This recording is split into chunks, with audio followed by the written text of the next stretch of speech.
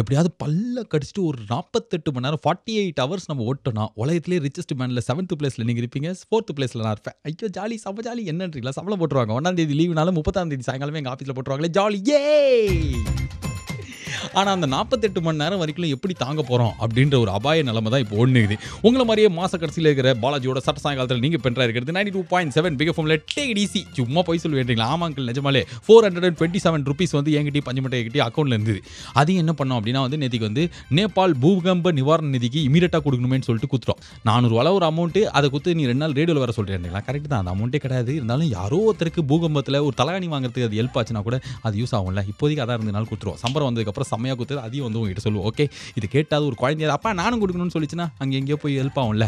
இதே மாதிரி நம்மளை சுற்றி நடக்கிற நம்ம பார்க்குற நம்ம பாதிக்கிற நிற்கிற பக்கரை கிக்கிறன்ற மாதிரி எல்லா எடுத்து தீச்சி போடாட்டு அடுத்து ஒரு 3 மணி நேரத்துக்கு சம்மந்தமே இல்லாமல் செம்ம ஜாலியாக நிறைய விஷயங்கள் பேச போகிறோம். அது மட்டும் இல்லாமல் 2020 IPL மேட்ச்சில் நடக்கிற ஒவ்வொரு மேட்சோட முதல் பால்லேருந்து கடைசி பால் கடைசி விக்கெட் வரைக்கும் நீங்கள் பிக் எஃப்எம் ஸ்கோரை கேட்கலாம். அதுவும் இன்னைக்கு நடக்க போகுது. இது இல்லாமல் மனசை உருட்டி போட்ட மெலடி பாடல்கள்லாம் இருக்குது. For all that and more இந்தியாவில் எங்கே இருந்தாலும் எவ்வளோ கோடி ரூபாய் செலவானாலும் சமத்து பையனா சமத்து போனா சுச்சி விஜிக்கி அப்படின்ற மாதிரி செம்ம ஜாலியாக கேளுங்க. இது take it easy with me Balaji. எனக்கு ஒரு டவுட்டு. முன்னாடிலாம் இந்த குழந்தைங்களுக்குலாம் சம்மர் ஹாலிடேஸ்லாம் விட்டா நம்மளுக்குலாம் அப்பா அம்மாலாம் வந்து நிறைய புக்கெலாம் வாங்கி கொடுப்பாங்களே, வாங்கி கொடுப்பாங்க அப்படின்றீங்களா? நான் சொல்கிறது இந்த posh hi fi yoyo Harry Potter அந்த goblets of stones and all. No no not that. Ambuli Mama, Balamitra, Sangakkara, ஐயோ அவர் கிரிக்கெட் பிளேயரில் இந்த மாதிரி புக்கெலாம் கொடுப்பாங்களே, இப்போலாம் இருக்குது அந்த புக்கு. அம்பளி மாமா என்னாச்சு? செம்மையாக இருக்கும்ல அம்பளி மாமா புக்கு. அதில் வேதாள விக்ரமாதித்தன் கதை வரும். அதுக்கப்புறம் ஊர் திண்ணையில் வந்து ஒருத்தன் வழிப்போக்கன் வந்து தண்ணி கேட்பான். அவனே பார்த்தா ஒரு பூதமாக மாதிரி அப்படின்னு கடிக்க வருவான். உடனே ஒரு முனிவர் வந்து காப்பாற்றி சாப்பிட விடுவார். அதெல்லாம் நம்மளுக்கு படிக்கும்போது சூப்பராக இருக்கும்ல. இப்போ அந்த புக்கெல்லாம் எங்கே இருக்குது, யார் வாங்குறா எனக்கு தெரியவே இல்லை அங்கிள். ரயில்வே ஸ்டேஷன் சென்ட்ரல் ஸ்டேஷனில் போனால் கூட அந்த புக்கெல்லாம் வைப்பாங்க முன்னாலாம். இப்போலாம் அதை பார்க்கவே முடியல. வேர் இஸ் த அம்பளி மாமா going and Balamitra coming and all. அதுக்கப்புறம் தினமலர் சிறுவர் மலர் வரும். அதுக்கப்புறம் தங்கமணியா ரங்கமணியம் ஏதோ ஒன்று தினத்தந்தியில் கொடுப்பாங்க. இதெல்லாம் வந்து நிறையா வந்து கதைலாம் வரும், தொடர் கதை வரும். பழமுக மன்னன் ஜோ, பேய் பள்ளி, அதுக்கப்புறம் வீரன் சொரிமுத்துஜி. ஞாபகம் இருக்கா? சொரிமுத்துஜி அங்கிள் செம்மையாக இருப்பார், எல்லா ப்ராப்ளமையும் சால்வ் பண்ணுவார். இதெல்லாம் இன்றைக்கி இருக்கிற குழந்தைங்களாம் படிக்கிறாங்களா? ஏன்னா இப்போ இருக்கிற அம்மா அப்பாலாம் குழந்தைய ஒரு 6-7 வயசில் இருக்கும்போது intellectual knowledge of orientation of world peace அந்த மாதிரி புக்கெல்லாம் தான் படிக்கணும்னு சொல்லிட்டு செம்மையாக வாங்கி கொடுத்துட்றாங்க.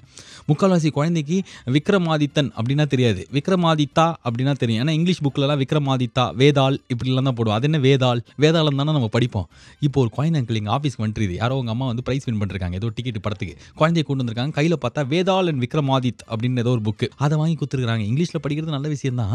இருந்தாலும் நம்ம படித்தா மாதிரிலாம் இவங்களுக்கு ஜாலியாக இருக்காது, புரியவே புரியாது. பாதிக்கு அப்பா கிட்ட கேட்கணும், அப்பா இந்த வார்த்தைக்கு அர்த்தம் என்னலாம். நம்ம தமிழ்லாம் அப்படி எழுத்துக்குட்டி படித்து செம்மையாக கதெல்லாம் படித்து தானே கற்றுக்கணும். இன்றைக்கி இருக்கிற குழந்தைங்களாம் பாலமித்ரா தான் வாங்கி கொடுத்தா என்னவா? இந்த அம்பளி புத்திரான்ற பாருங்க, அம்பளி மாமா பாலமித்ராலாம் படித்த last generation we only. We can be very proud. உங்கள் வீட்டில் ஏதாவது பழைய புக் வச்சிருக்கீங்க? இல்லைனா கூட லஸ்ஸில் போனால் கிடைக்கும்ல. இப்போ இருக்க அந்த புக்கு இல்லையா? இன்றைக்கி நைட்டே நான் பேப்பர் கடையில் போய் பார்த்து விசாரிச்சு அம்பளி மாமா கட்சி நாளைக்கு வந்து அதுலேருந்து ஒரு கதை படிக்கலாம். ஓகே, நீ கேட்டுக்கிறது அம்பளி மாமா புக்கு 50 வருஷம் கழிச்சு நினச்சி பார்த்தா பாலாஜியோட டேக் இட் ஈஸி. அம்பளி மாமான என்ன புக்கு? பஞ்சுமண்டை கிட்ட கேட்டால் கருணாஸ் நடிச்ச படமான்றான். அதுக்கு அவன் கேட்காம இருந்திருக்கலாம். கரெக்ட் தான். இந்த அம்பளி மாமா, பாலமித்ரா, சங்கமித்ரா இதெல்லாம் பற்றி பேசினதுக்கப்புறம் சின்ன வயசில் நம்ம பட்ட இன்னொரு விஷயம் ஆவதிருச்சு. ஏன்னா நம்ம எல்லாரும் ஆனுவல் எக்ஸாம் லீவில் டிராயிங்ஸ் வரையோமே, எல்லாருமே சூப்பராக வரையோமே. ஞாபகம் இருக்கா? நம்ம ஏதோ மொக்கையாக வந்து ஒரு 2 சர்க்கிள் ஒரு ட்ரையாங்கிளை போட்டு வச்சுதா கூட நம்ம அம்மா அப்பாலாம் இன்னமா வரைஞ்சிருக்கான்ற அளவுக்கு ஃபீல் பண்ணி வர சொந்தக்காரங்க எல்லாருக்கிட்டையும் நீ வரைஞ்சது எடுத்துகிட்டு வந்து காட்டு அங்கிளுக்கு அப்படின்னா அந்த அங்கிளும் வந்து பெத்தக்க மொழிப்பார். என்ன சொல்கிறதுனே தெரிஞ்சிருக்கேன். ஐயோ ரொம்ப நல்லா இருக்கே, இவ்வளோ நல்லா வரைகிறான், நீங்கள் ஏன் கிளாஸில் போடக்கூடாதுன்னு கேட்பார். கேட்டதோடு முடிஞ்சிடும். நம்ம அம்மா அப்பாவும் அது சீரியஸாக கிளாஸ்லாம் போட மாட்டாங்க.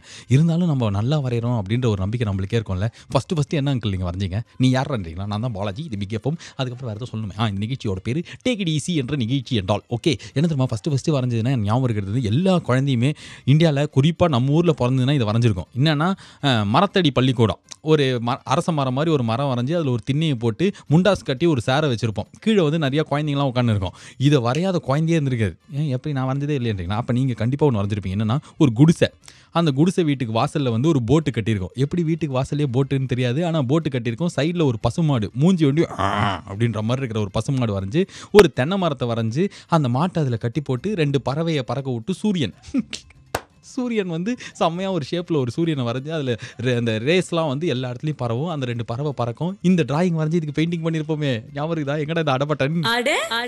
இந்த 2 வரையல அப்படின்னா வந்து நம்ம சின்ன வயசுல வரைஞ்சதுக்கான அர்த்தமே கிடையாது. 3வது முக்கியமான பெயிண்டிங் நம்ம சின்ன வயசுல என்ன வரைஞ்சிருப்போம், இது இந்தியா நாட்டுப்பற்றை போட்டுற மாதிரி ஏதாவது ஒன்று பறஞ்சு ஒரு டைட்டானிக் மாதிரி கப்பல் வரைஞ்சிருப்போம். பார்த்தா அதில் இருக்கிற கொடி ஒண்டி இந்தியா கொடியா இருக்கும். I love India, Jai Hind அப்படின்னு சொல்லிட்டு அந்த டைம்ல நம்ம பார்த்த ஜெய் ஹிந்த், சேவகன்ற மாதிரி அர்ஜுன் படத்தில் இன்ஸ்பயர் ஆகி ஒரு நாட்டுப்பற்று ஓவியம் வரைஞ்சிருப்போம். செம்மையா இருக்கும்ல நாட்டுப்பற்று ஓவியம். வேற ஏதோ ஒன்று வரையுமே, ஐயோ மறந்து, மிக்கி மவுஸ். மிக்கி மவுஸ் தான் நம்மளுக்கு வரையறதுக்கு ரொம்ப ஈஸி, ரொம்ப பிடிக்குமே.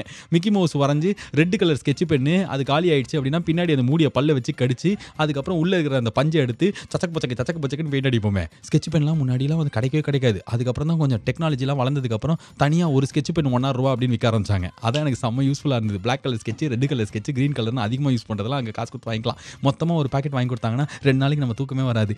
ஸ்கெட்ச் பென் இருக்குது என்கிட்ட 12 கலர் இருக்குது, 12 கலர் இருக்குன்னு. ஆனால் நம்ம தங்கச்சிக்கு வாங்கி கொடுக்குற ஸ்கெட்ச் பென்ல ஒண்டி நம்ம கிட்ட ஃப்ளாரசனே இருக்காது. அவங்க கிட்ட ஒண்டி ஃப்ளாரசன் இருக்கும்ல. எவ்வளோ ஞாபகம் வருது. இதே மாதிரி பேசினா இன்னொரு 7 நாள் பேசலாம் அப்படின்னாலும் இன்னும் கொஞ்சம் நேரத்துக்கு கழிச்சு பேசலாம். ஓகே, நீ கேட்டு நிற்கிறது பழைய ஞாபகத்தில் மூழ்கிற பாலாஜியோட டிடிசி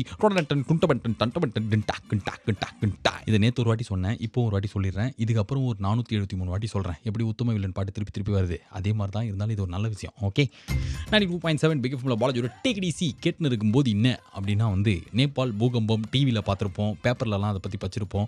அப்படியே திருப்பி ஐயோ என்ன இப்படி ஆயிடுச்சு அப்படிலாம் சொல்லியிருப்போம். இதை தாண்டி நம்மளால் ஒரு குட்டி விஷயம் பண்ண முடியும் அங்கிள். நேற்றுக்கு அதே தான் சொன்னேன். முன்னாடிலாம் இந்த நிவாரண நிதி கொடுக்கறது அப்படின்னா அந்த ப்ரொசீஜர் எப்படி அப்படின்னு நம்மள 10 பேரில் 8 பேருக்கு தெரியாது. பிரதம மந்திரி நிவாரண நிதி, முதலமைச்சர் நிவாரண நிதிலாம் இருக்கும். ஆனால் அதுக்கு எப்படி காசு அனுப்பணும், எங்கே அனுப்பணும், அது ஒரு டிடி எடுத்து அனுப்பணுமா, என்ன ப்ரொசீஜர் அப்படின்றதுக்கெல்லாமே வந்து தான் முடிஞ்சிடும். அந்த நிவாரண நிதியை வந்து போய் கொடுத்துருவாங்க. அந்த அளவுக்கு டைம் ஆகிடும். ஆனால் இன்றைக்கி அப்படிலாம் இல்லை. நம்ம உட்காந்த இடத்துலேருந்தே நம்ம ஃபோன், நீங்கள் வந்து ஃபோன் எடுங்களேன், ஃபோன் எடுத்து அப்படியே ஃபேஸ்புக்கில் போனீங்கன்னா ஹெல்ப் நேபாள் அப்படின்னு சொல்லிட்டு அது மேலேயே வருது. ஓலா கேப் புக் பண்ணோம் அப்படின்னு சொல்லிட்டு ஓலாவை ஓப்பன் பண்ணால் ஹெல்ப் நேபாள் அப்படின்னு அங்கே வருது.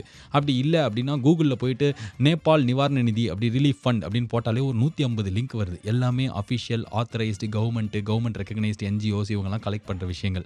இன்னைக்கு காலையில் ஒரு மெசேஜ் வந்து, அதாவது காசு மட்டும் இல்லாமல் ஜமக்காலம், பாய், தலகாணி, மருந்து மாத்திரைன்னு என்ன வேணாலும் கொடுக்கலாம். அங்கே ரோட்டில் எதுவுமே இல்லாமல், வீடே இல்லாமல் எல்லாமே போய் இருக்கிறவங்களுக்கு ஏதாவது ஒன்று விஷயம் யூஸ் ஆகிறதுக்கு சான்ஸ் இருக்குது.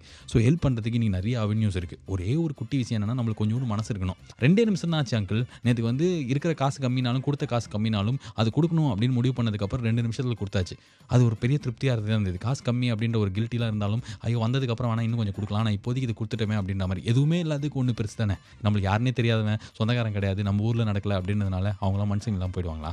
இதுக்கப்புறம்லாம் இதை வந்து பிரச்சாரம்லாம் பண்ண முடியாது. உங்களுக்கே தோணும் அங்கிள் நீங்கள் நல்லவர், எனக்கு தெரியும் ஆண்டி, நீங்கள் ரொம்ப ரொம்ப நல்லவங்க ஆண்டி, செம்மையாக அப்படியே பீரோவில் போயிட்டு, பீரோவில் இல்லைனா கூட பரவாயில்ல, இந்த கிச்சனில் அந்த டப்பாவில் போட்டு வச்சிருப்பீங்களே அந்த பருப்பு டப்பாவில், அதுலேருந்து எடுத்து அப்படியே கொடுத்துருங்க. ஓகேவா? 1 மினிட் தான் ஆகும். ரீசார்ஜ் பண்ணுறது எவ்வளோ ஈஸியோ அதே மாதிரி ரிலீஃப் ஃபண்டு கொடுக்குறது இன்னும் ஈஸி ஆயிடுச்சு. நம்மளுக்கு வேணும்னா நம்ம ரீசார்ஜ் பண்ணிக்கிறோம்ல, அதே மாதிரி வேணும்னு நினச்சி இந்த ரிலீஃப் ஃபண்டு கொடுத்துடலாம். ஓகேவா? நீங்கள் கேட்டுங்கிறது யாராவது ஒருத்தங்க இதனால் கொடுக்க மாட்டாங்கன்னு நம்பா சொல்லிடுற பாலாஜியோட டிடிசி இன்னும் சற்றேற்குரிய கொஞ்ச நேரத்தில் நான் எங்கே திரும்ப இருப்பேன், எங்கடா இருப்பேன் அப்படின்றீங்களா? சேப்பாக்கத்தில் இருப்பேன். எங்கடா அந்த அடபட்டன் 92.7 பிக் எஃப்எம்ல பாலாஜியோட டிடிசி கேட்டுன்னு இருக்கும்போது என்னாச்சு அப்படின்னு பார்த்தாங்க.